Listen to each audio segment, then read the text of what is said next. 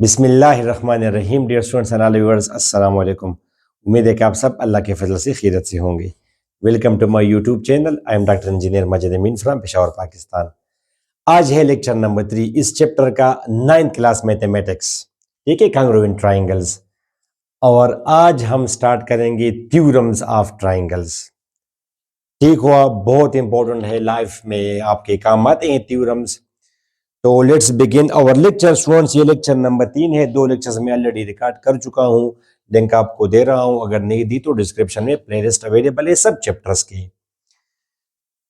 Theorem statement ये है कि if two angles and included side of one triangle are congruent to the corresponding angles and included side of another triangle, then the two triangles are congruent. It is called A.S.A theorem, means two angles and including side.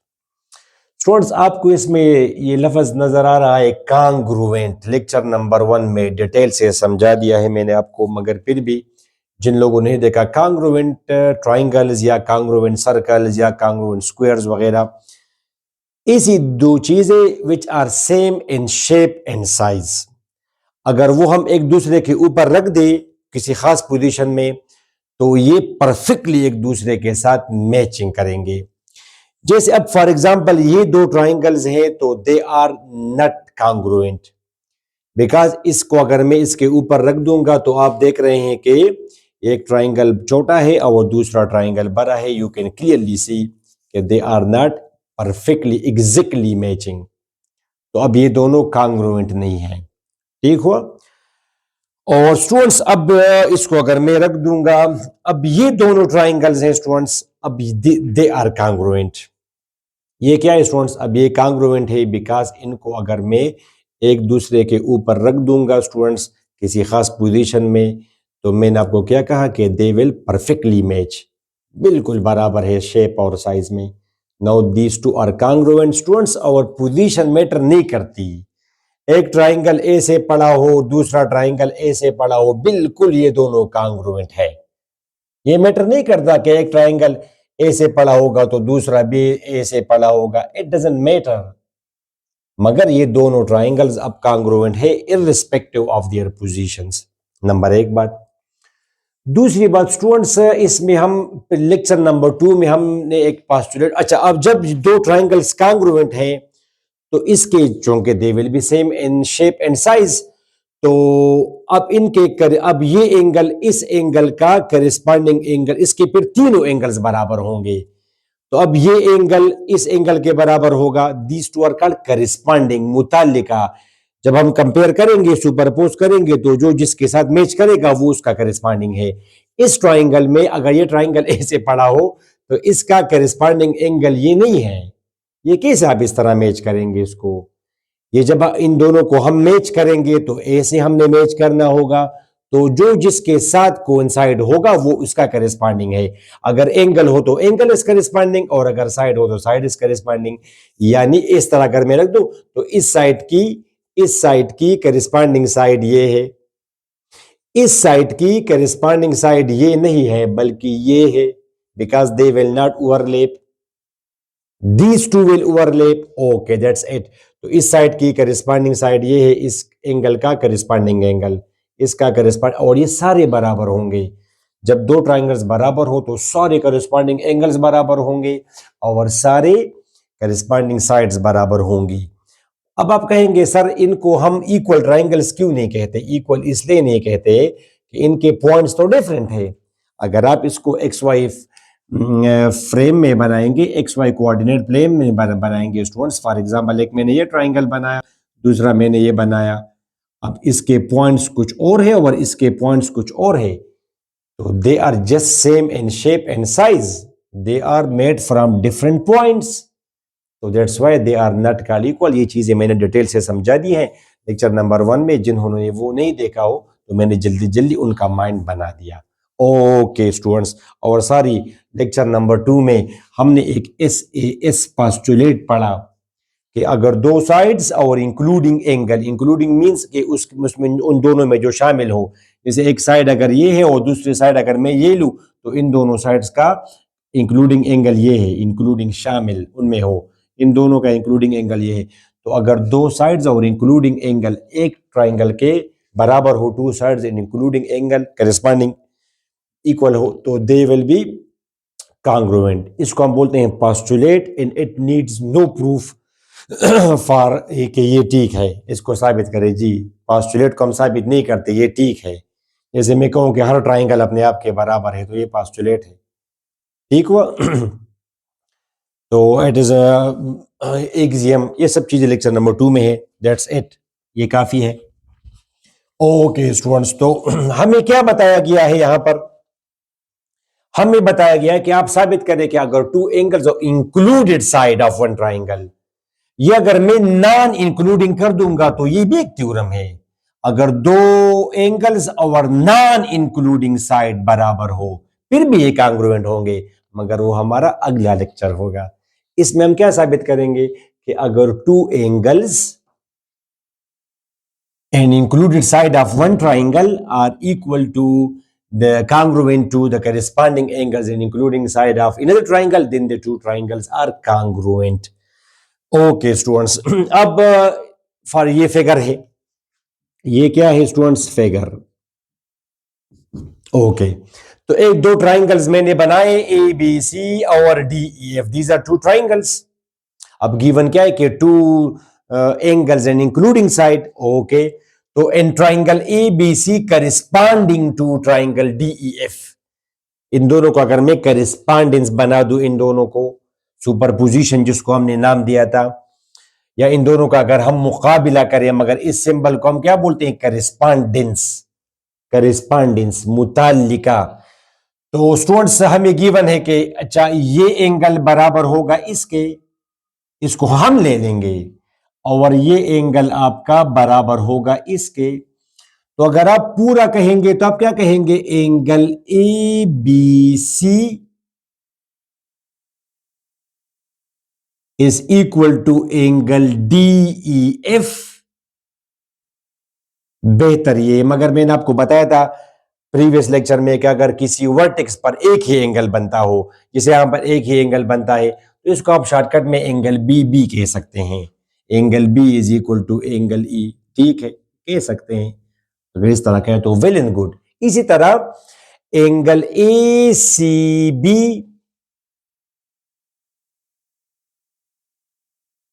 Congruent, sorry students, congruent का ये symbol है। Angle D F E, ठीक है, angle A C B D F E, shortcut में angle C is equal to angle F. और क्या given है? Including side.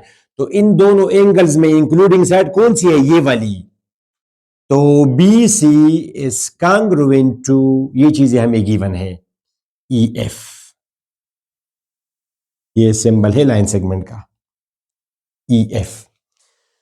तो हमें गिवन है कि two angles and including side of one triangle equal to the corresponding two angles and including side of another triangle, then we have to prove that these two triangles are congruent to prove। ये हमने साबित करना है कि triangle A B C is congruent to, मतलब ये आपने तो ये कह दिया कि ये साइड इसके बराबर है, तो जब हम साबित कर देंगे ये congruent है, तो इसका ऑटोमेटिकली मतलब ये होगा कि ए बी, जो ग्रीन से मैंने शो किया है, ए बी और डी ई बराबर होंगी साइड्स लेंथ में, ए सी और डी एफ बराबर हैं, और एंगल ए और एंगल डी बराबर है। इसका ऑटोमेटिकली पर ये मतलब होगा। अच्छा, तो मैं कह दूंगा कि फर्ज करें A C is not congruent to D F, यानी मैंने साबित किया कि ये इसके बराबर नहीं है, फिलहाल मैंने सपोज किया। तो take D dash on F D, इसको हम बोलते हैं कंस्ट्रक्शन। कंस्ट्रक्शन, अपनी तरफ से कोई चीज बनाना। फर्ज करें कि ये ए सी और डी एफ बराबर नहीं है, इमेजिन करें कि ये इससे लेंथ में ज्यादा है, तो take D dash on D F. D F पर हम एक पॉइंट ले लेंगे, डी डैश, नंबर एक बात, such that F D dash या D dash F is equal to A C. हमने सपोज किया कि ये साइड इससे बड़ी है या बराबर नहीं है, तो हमने एक पॉइंट लिया such that D dash F is equal to A C. फिर हमने कहा कि join E to D dash, E over D dash हम ज्वाइन कर देंगे। तो कंस्ट्रक्शन को आप इस तरह स्टूडेंट्स ब्रोकन लाइन से आप रिप्रेजेंट करेंगे तो देखने वाला समझ जाएगा कि इस अपनी तरफ से साबित करने के लिए एक एक्स्ट्रा स्टेप किया या कोई चीज डाल दी। ओके, सही है स्टूडेंट्स। नाउ अब आप प्रूफ, ये तरीका है थ्योरम साबित करने के लिए। पहले आप गिवन, जो आपको गिवन हो फिगर बनाएंगे टू प्रूव कंस्ट्रक्शन, और फिर आप स्टेटमेंट्स देंगे और उसका मुताल्लिका रीजन क्या आपने स्टेटमेंट की हुई, जो इंग्लिश में हम बोलते हैं कि we will have to work on excel. Excel पर वाक ही जस्ट ईडियम है इंग्लिश का, यानी बहुत एहतियात से बातें करना या कोई काम करना। ऐसा ना हो कि बिला बेमंतक बातें आप करें। ठीक है, तो आप एक स्टेटमेंट देंगे और उसका फिर आप रीजन भी बताएंगे कि इसकी ये रीजन है। तो मैंने स्टूडेंट्स क्या कहा, in triangle A B C corresponding to triangle D dash EF, इन दोनों ट्राइंगल्स का मैं मुकाबला करता हूं, करिस्पॉन्डेंस करता हूं। ओके, पहली बात तो ये कि EF is equal to BC।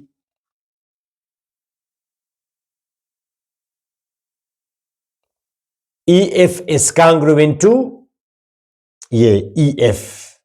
पहले आपने ABC लिया सारी, तो BC ख्याल करें, ABC ट्राइंगल पहले लिया तो इसका जो एलिमेंट होगा वो पहले जिक्र करेंगे। ये छोटी छोटी गलती आपने स्टूडेंट्स नहीं करनी।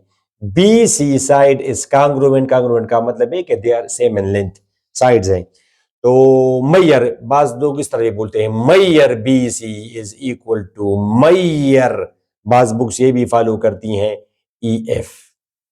Maihar of BC is equal to measure of EF। और आपकी बुक में ये गिवन है तो आप इस तरह करें, नो नीड BC। ये स्टेटमेंट आपने क्यों लिखा कि BC is congruent to EF?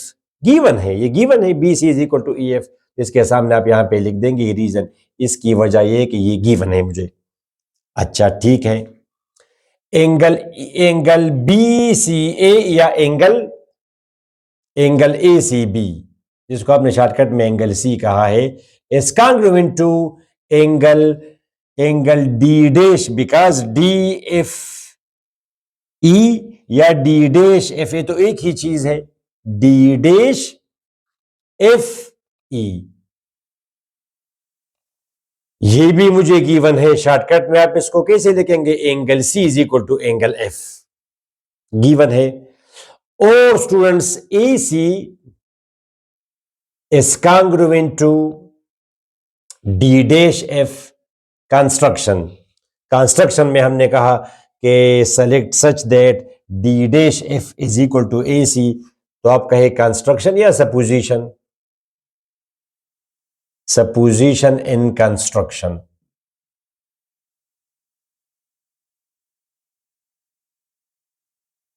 तो स्टूडेंट्स ये तो फिर एस पास्टुलेट बना, ये तो पास्टुलेट है, तो इसका इन तीनों का क्या मतलब होगा स्टूडेंट्स, कि triangle ABC is congruent to triangle D dash EF by S, because S postulate, S postulate, ये postulate है। प्रीवियस लेक्चर में बताया था कि ये हम जब किसी ट्राइंगल में दो साइड्स और इंक्लूडिंग एंगल आप साबित कर दें या आपको पता चले कि ये इक्वल है, तो डायरेक्ट आप कहेंगे कि ये दोनों ट्राइंगल्स कॉन्ग्रुएंट है। ये यूनिवर्सल ट्रुथ है, पोस्टुलेट है, इसको आपने बेस बना के प्रूफ्स करने हैं, उसका आप प्रूफ नहीं करेंगे। वो है जैसे आपको मैं कहूं कि आप साबित करें कि आप अपने आप के बराबर है, अब ये तो ट्रुथ है कि चलिए आप 2 है, for example 2 is equal to 2, तो आप इसको तो साबित नहीं कर सकते, ये ट्रुथ है। ठीक है, तो ये पोस्टुलेट है, एस पोस्टुलेट, ठीक हुआ। तो जब ये ट्राइंगल और ये ट्राइंगल दोनों कॉन्ग्रुएंट हुए, तो इसका तो फिर मतलब ये होगा इट इंप्लाइज दैट, आप इंग्लिश में भी लिख सकते हैं, implies that angle EBC angle A B C is congruent to angle D dash EF. Corresponding, इसकी वजह यह है कि corresponding angles of congruent triangles, आप इस तरह रीजन लिखेंगे. Okay, but we are given that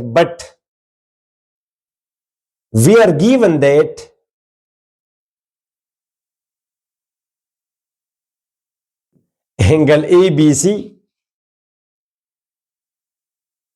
is congruent to angle DEF. तो मुझे गिवन है कि ABC DEF के बराबर है, तब एंगल ABC इसके भी बराबर है D डैश EF, और एंगल ABC इसके भी बराबर है. तो वो वही बात है कि अगर x बराबर है y के और x बराबर है z के, इट मींस के ये दोनों बराबर हैं, बिकॉज y x के बराबर है. मैं आपके बराबर हूं, आप अपने फ्रेंड के बराबर है, तो आपका फ्रेंड और मैं भी बराबर होंगे, जिसको हम बोलते हैं ट्रांजिटिव प्रॉपर्टी. ठीक है, बराबर मींस वजन में बराबर है या अमाउंट में बराबर है, हम दोनों बराबर हैं.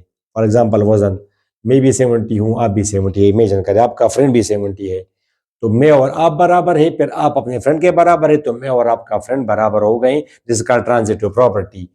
तो स्टूडेंट्स इसको हम क्या कहेंगे, तो इसका मतलब ये होगा कि angle DEF is congruent to angle D dash EF. ठीक है मुझे, ठीक है, बट या आप इस तरह लिखे बट दिस इज दिस, और यहां पे आप लिखेंगे गिवन, इसके सामने इसकी रीजन. तो ये दोनों भी बराबर है, आप लिखेंगे transitive property. Which property my students? Transitive property. अच्छा, तो जब आप सुने DEF और D डैश EF बराबर है, तो इसका क्या मतलब है कि फिर ये हर चीज अपने आप के बराबर है. जैसे अगर मैं आपसे कहूं कि 2x और ax बराबर है, इसका क्या मतलब होगा कि 2 और a आपस में बराबर है. 2x के बराबर हो सकता है, तो आप कंपेयर करेंगे तो 2 इज इक्वल टू ए की वैल्यू 2 के अलावा तो कुछ और नहीं हो सकती, ए की वैल्यू तो 3 नहीं हो सकती, 3x इज इक्वल टू, तो 2x is equal to x, जिसको आप लोग अक्सर कैंसल कर देते हैं. कैंसल आप ना करें, कंपेयर करें दोनों साइड्स. 2x और x बराबर है, तो इसका मतलब है कि 2 इज इक्वल टू ए. तो ये दोनों बराबर है, तो इसका मतलब ये होगा कि d is equal to d dash, i.e. they are the same points. d over d dash बराबर है, तो इसका मतलब ये होगा, it means that d and d dash are same points. समझ आई स्टूडेंट्स आपको? तो जब d और d डैश सेम पॉइंट्स हैं, तो इसका तो फिर मतलब ये होगा माय स्वीट स्टूडेंट्स के df is equal to d dash f, because d and f are the same points. All right students, यहां तक आपको समझ आई? अगर कोई कंफ्यूजन है तो मैं थोड़ी सी मिटा दूं, जगह बना दूं. ठीक हुआ स्टूडेंट्स, तो आपने साबित किया कि DF is congruent to AC, यानी DF कांग्रुएंट है AC के. It's okay. अब नीचे चूंकि जगह कम है, शायद आपको फिर नजर भी आए, तो आपने यहीं पे लिखना है, मगर मैं खैर इसको यहां पे लिख दूंगा, यहां पे. नाउ स्टूडेंट्स, इसके बाद आप क्या लिखेंगे? इन ट्राइंगल, यहां पे इन ट्राइंगल